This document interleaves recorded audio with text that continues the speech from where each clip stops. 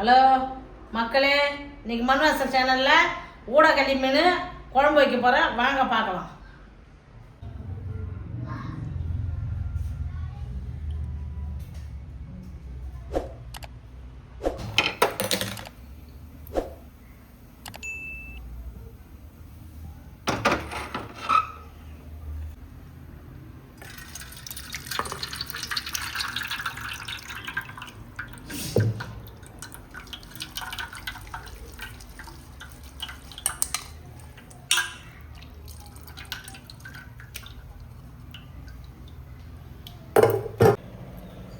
சட்டி காஞ்சிடுது, கடலை எண்ணெய் போட்டுக்கிறேன்.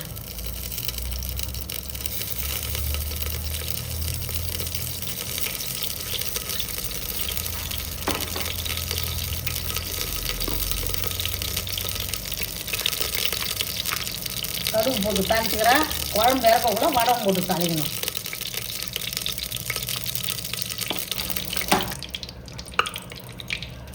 கருவேப்பிலை போட்டுக்கணும்.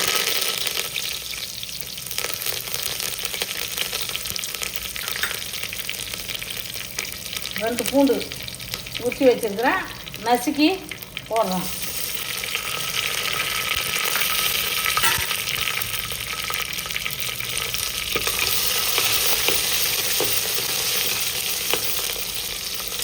பூண்டு நசுக்கி போட்டால் நல்ல மீன் குழம்பு நிறையா போனால் சின்ன வெங்காயமாக பூண்டும் நசுக்கி போட்டால் தான் வாசனையாக நல்லாயிருக்கும். அந்த எண்ணெயில் வதங்கினா சின்ன வெங்காயம் ஒரு 10 வெங்காயம் மட்டும் ஊற்றி வச்சுருக்கோம். 3 வேணும்.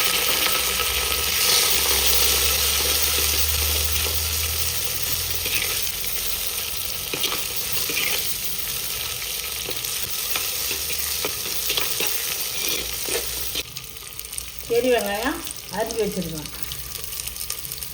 வெங்காயம் பூண்டு தக்காளி நல்லா நிறைய போட்டால் தான் குழம்புக்கு நல்லா டேஸ்ட்டாக நல்லாயிருக்கும்.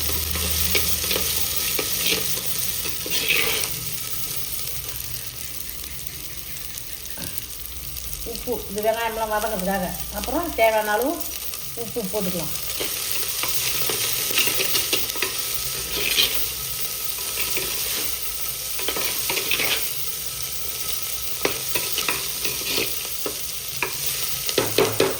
தக்காளி புளியிலே கரைச்சிக்கிறேன்.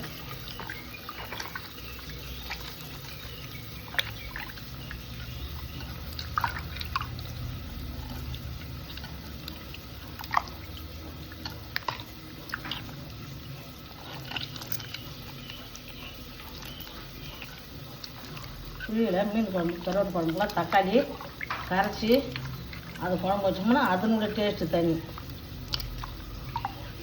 எண்ணெயில் வதங்கிறதுக்கு அதை கொஞ்சம் அரிஞ்சு வச்சுருக்குறேன். எண்ணெயில் வதங்கிறதுக்காக ஒரு பெரிய தக்காளி, ஒரு தக்காளி.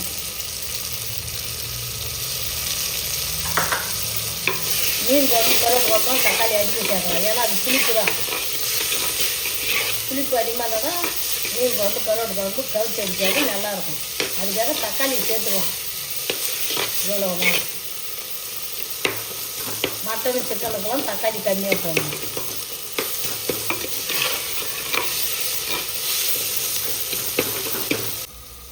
மிளகாத்தூள் புளியில் கரைச்சிக்கிறேன்.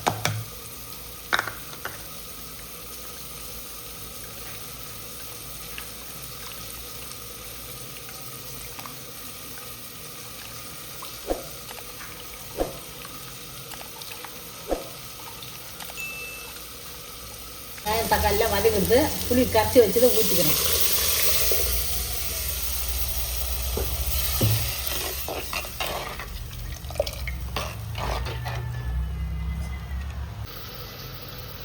வெங்காயம் வதக்கிறதுக்கு உப்பு போட்டுருக்கிறேன்.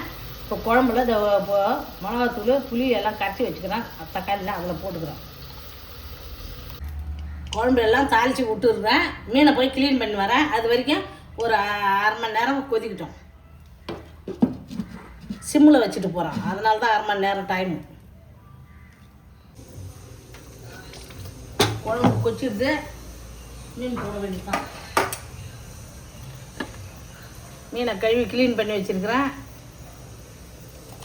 மீன் போட்டுக்கிறோம். ஊடாகளி மீன் மீன் குழம்பு நல்லா சாப்பிட்ணும். இந்த மீன்லாம் சாப்பிட்ணும். இதெல்லாம் ஒரு மருத்துவம் மீன்லாம்.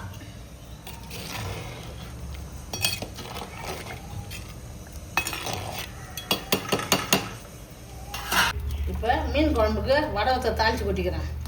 அதுக்காக எண்ணெய் போட்டுக்கிறேன்.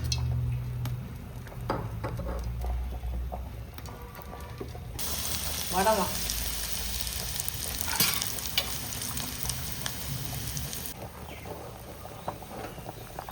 குழம்புல தாளித்து கொட்டிக்கிறேன்.